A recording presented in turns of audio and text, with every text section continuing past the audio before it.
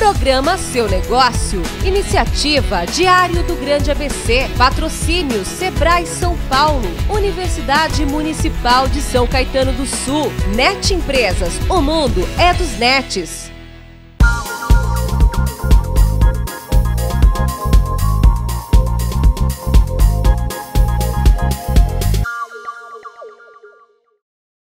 Prezado empresário, hoje iremos analisar a diferença entre a contratação de um empregado e a contratação de um prestador de serviços. Verificaremos se as suas contratações estão de acordo com a lei. Vamos iniciar esta análise vendo o artigo 2º da CLT, que considera empregado toda pessoa física que prestar serviços de natureza não eventual a empregador sob a dependência deste e mediante salário.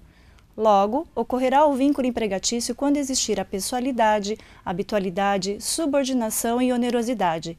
Exemplificando, teremos a seguinte situação. Se a sua empresa contratou Pedro para exercer determinada função, no dia que Pedro se ausentar para ir ao médico, ele não pode pedir para outra pessoa substituí-lo, pois existe a pessoalidade na contratação. O segundo requisito, a habitualidade, será caracterizada pelo serviço prestado 3 vezes ou mais na semana. O terceiro, a subordinação, é facilmente identificada. Basta você verificar se essa pessoa tem horário para entrar, horário para sair, metas para cumprir, vai ficar caracterizada a subordinação. E, por fim, o último requisito é a onerosidade, que nada mais é do que o pagamento pelo serviço prestado. Analisados os requisitos do vínculo empregatício, agora vamos falar um pouquinho sobre a contratação autônoma. Não existe em nosso ordenamento jurídico uma lei específica para regulamentar a figura do autônomo. A Lei 8.212 de 1991 dispõe sobre a organização da Seguridade Social e lá tem um artigo, o artigo 12, em seu inciso 5º, alíneas G e H, que tem o conceito do empregado autônomo.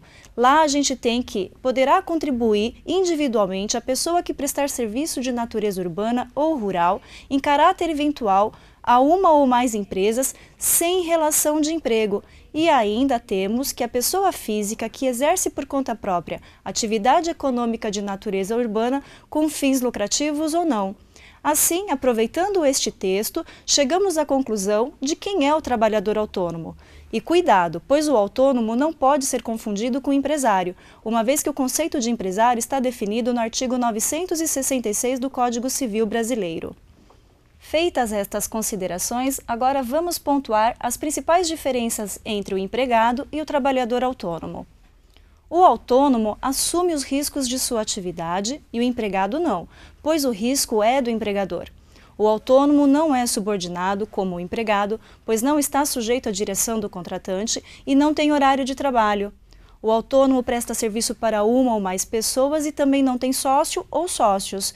O empregado está sujeito ao contrato de trabalho firmado com o seu empregador. Já o autônomo terá um contrato de prestação de serviços com o tomador de seu serviço.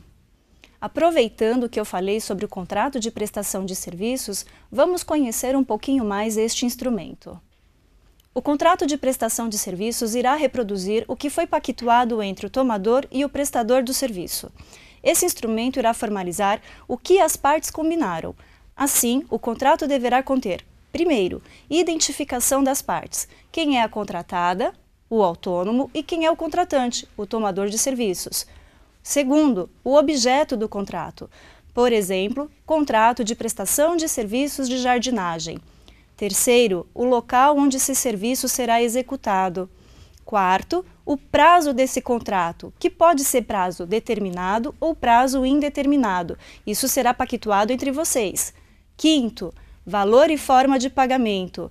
Sexto, obrigações do contratante e do contratado. E aqui é muito importante colocar todo tipo de obrigação que envolve essa relação.